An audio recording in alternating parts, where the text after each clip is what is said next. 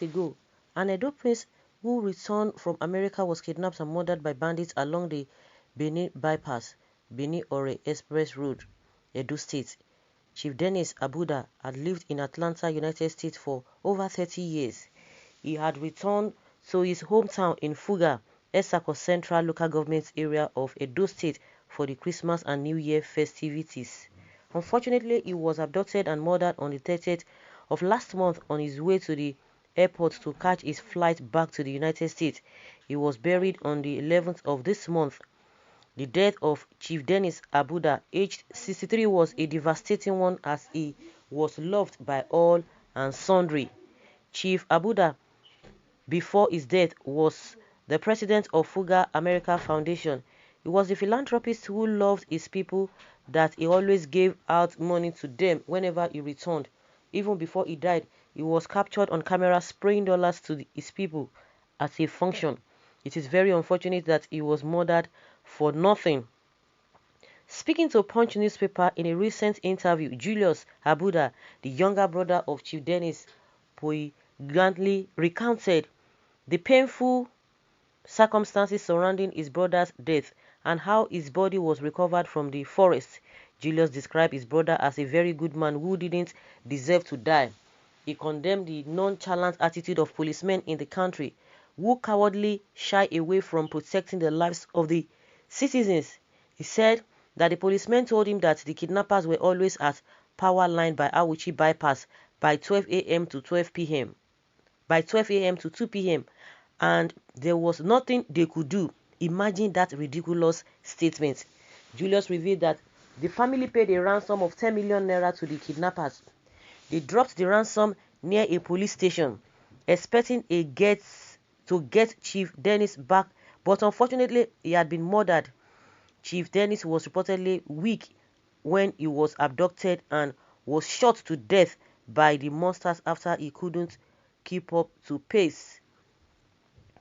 Concerning those responsible for his brother's death, Julius assertively said that they were Fulani. He revealed that he saw them as they were not masked when they came to collect the ransom.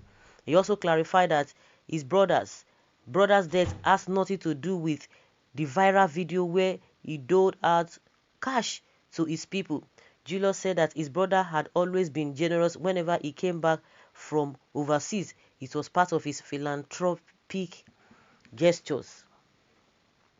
Well, a question was asked him that you said your brother's kidnappers were Fulani. How did you know this? He said, I saw the abductors. They were Fulani. When you see a Fulani, you will know him by the features of his face. The Fulani have a distinct nose shape.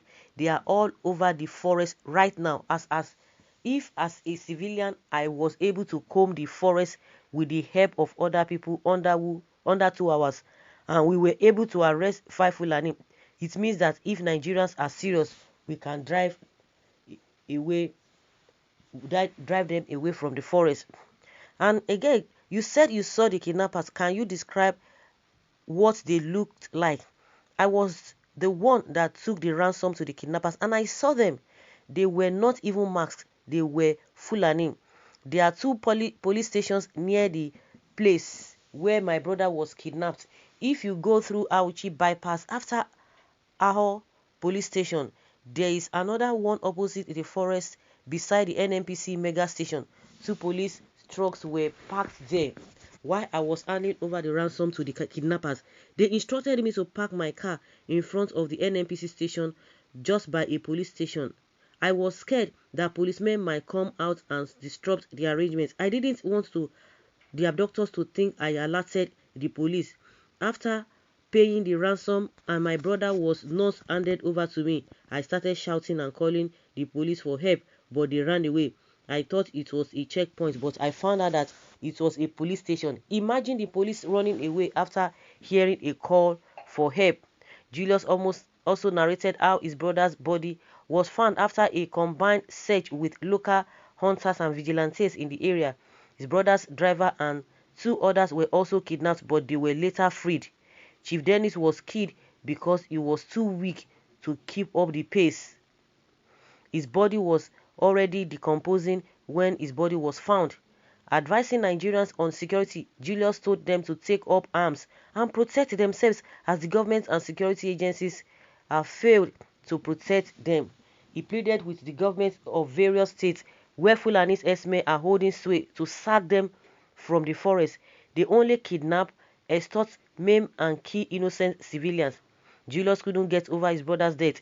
He described him as not only his brother but his father who took care of him and his education. Even as he's wealthy himself, his brother still gives him money as he still sees him as a little brother he raised. He wondered why God would allow his brother, who was a very good man, to be killed by a riffraffs. He accused the police of being complicit with the kidnappers, adding the kidnappers were Fulani. He stated that the kidnappers were Fulanis. And he was being asked again, why do you think they killed your brother despite collecting ransom? He said, my brother was 63 years old and he had been in America for over 20 years. They were dragging him to their camp in the bush, but he was not keeping up with their pace, so he was killed. Oh my God. Some people were saying he wasn't killed, but he was shot twice on his laps. With what happened to my brother, I am beginning to question our religious beliefs. How would God allow my brother, who did so much for mankind, to be killed by some riffraff? I don't want to go into religion and look like I am questioning God. What kind of a person was your brother? He was a philanthropist. We are philanthropists in my family, especially my brother and I. My late brother was a saint. You know, most saints, according to the Bible, were killed despite the good work they did. Saints like Apostle Peter and John were kidnapped, jailed and killed. Even Jesus Christ, that was sent to deliver mankind, was killed. Kindness is like airtime. The moment you run out of it, you will have to go meet your creator. My brother showed kindness to people each time he came home. I usually wonder why he lived his life as if there was no airtime. The moment you run out of it, you will have to go meet your creator. My brother showed kindness to people each time he came home. I usually wonder why he lived his life as if there was no tomorrow whenever I saw him doing good deeds. He was 9 years older than me, but he was like my father. He took up my training in secondary school till I graduated. Even as he came home, he gave me money. Despite the fact that I am blessed, he still saw me as that secondary school boy and still bought shoes for me. Julius is indeed right, as one of the suspects caught during the search of his brother's body was Fulani. His name was Ibrahim. Julius is indeed right, as one of the suspects caught during the search of his brother's body was Fulani. His name was Ibrahim Adamu. He confessed that his friend had brought him from Yobe to Benin for a job only to hand him a gun for kidnap operations. He regretted his actions, saying that he knew he would end up in police one day. You can imagine. The death of Chief Dennis Abuda broke me. He could have decided to stay back in America and enjoy his money, but out of his generous heart, he came back only to be murdered by some wicked monsters. This is one of the reasons why many established Nigerians don't like returning home. The security situation here is porous and the operatives are not motivated. I wonder how the Abudas will recover from the nightmare. May the soul of Prince Dennis Abuda rest in peace. Amen. Please, if you can protect yourselves and your communities, do. One cannot be in a river and be blinded with soap. One whose house is on fire does not chase rats. Never. We must collectively protect our lands and our people from these rampaging criminals. Don't sleep on this. Arise and protect yourselves. So that is it. And at the end of the day, not that he was thinking that they were just they were Fulani people, but one of them was caught and he confessed to the fact that he was part of the people that did that evil act. So when people say, how did you know? How did you know? How did you know? How did you know? It's unfortunate. So guys, let's say your opinion. Honestly, this is really pathetic.